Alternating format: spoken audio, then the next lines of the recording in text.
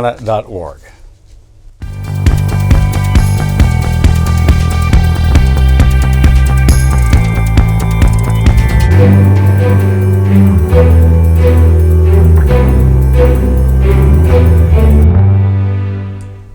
It's no secret that Black Greek organizations are beneficial to college students, but they were also instrumental in building up a community of middle-class African Americans through the Civil Rights Movement.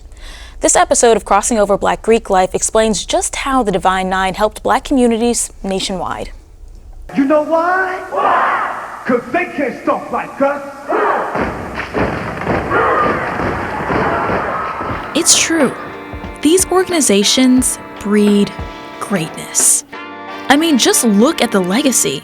We've got some difficult days ahead,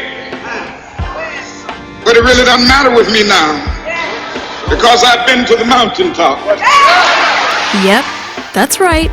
Martin Luther King Jr. was an alpha, but it doesn't just stop there. A lot of his entourage were Black Greeks too. Black sororities also had their hand in shaping the future. These organizations helped shape and build Black society. To figure out how, I reached out to Ryan Harris. Hey. Hey. All right, nice to finally meet you in person. Yes, looking forward to it. All right, so where are we at right now? Right now we're at the Lambda Kappa Kappa Foundation House. It's the home of the Lambda Kappa Kappa chapter of Omega Psi Phi Fraternity Incorporated. All right. So what are we gonna see on the inside? Something exciting? The frat house. A frat house, okay. Ryan is the vice president of the Greater Baton Rouge Panhellenic Council, and he's an Omega. What is this? Oh, that's our emblem, the emblem of the fraternity. And then this is y'all Chapter name. Yeah. Chapter name. The Lambda Kappa Kappa is the name of the chapter here in Baton Rouge, and our founding date, December 7th, 1995. To Ryan, the real value of Black Greek life is the chance to serve and make professional connections. You've mentioned it over and over again. It's about service and it's about community. How are these organizations helping the community, helping to build up Black people? We all have some type of form of mentorship, scholarship efforts, NAACP, blood drives, and you name it.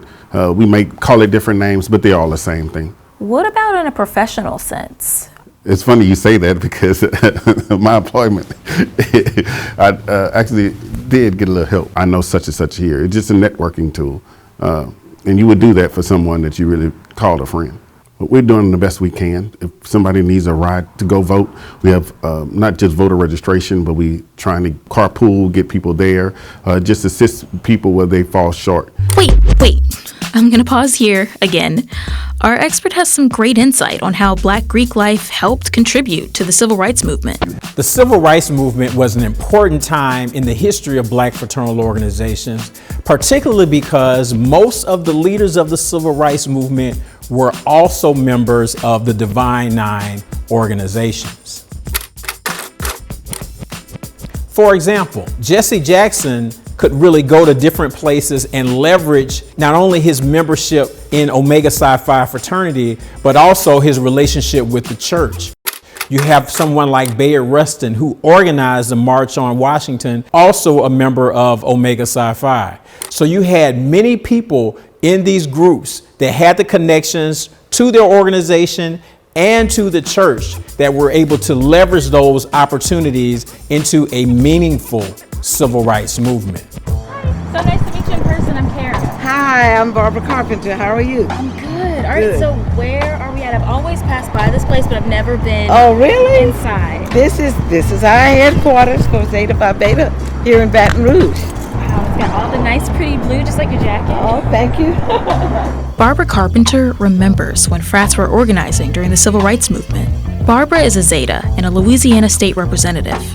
The opportunity to serve for a lifetime is the main reason she joined her sorority. She says that's the major distinction between the Divine Nine and white Greek organizations. I think the major difference between Black Greek organizations compared to the white organizations is that of service. Normally, typically, I shall say, white Greek life is fun when you're in college. It's more social.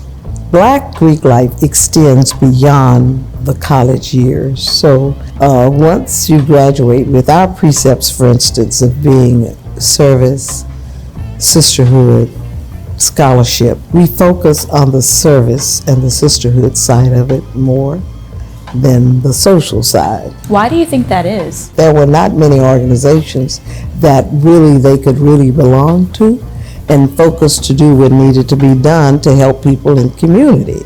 And so the Black Greeks came into effect. Some people would say that Black Greek life is really responsible for building up a middle class, especially, around your generation's time when you joined. Yeah, well, you have to understand in the 60s, that was the height of civil rights activities as well. I don't remember learning about that in school. Well, you had to have some people who were brave enough to step out in front and take the lead.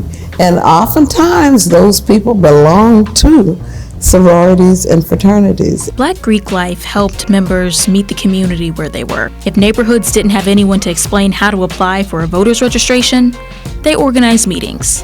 If the community was struggling with literacy tests, they set up classes and book drives. And what about when you were first joining the organization in 1968? What was your sorority doing at the time to help with what was going on in the world? Most of the focus was on education. Teaching people how to read, which was something that was not very common. Black Greeks are still focused on professional growth. The Small Business Administration announced a new partnership with the National Panhellenic Council to close the wealth gap through Black entrepreneurship. The goal is to teach financial literacy, where African Americans seem to struggle, which isn't that far off from what these organizations set out to do from the start. To say that we've been in existence 100+ years says a lot to the success of what Black Greek organizations have. I see it continuing. The only thing is that we have to be sure that we pass on what skills we have, what trainings we have, and what contacts we have to the younger generation so that they too can pick it up and move forward with it. Because that's the only way the Black middle class is going to survive and grow. And everyone, that's our show for this week.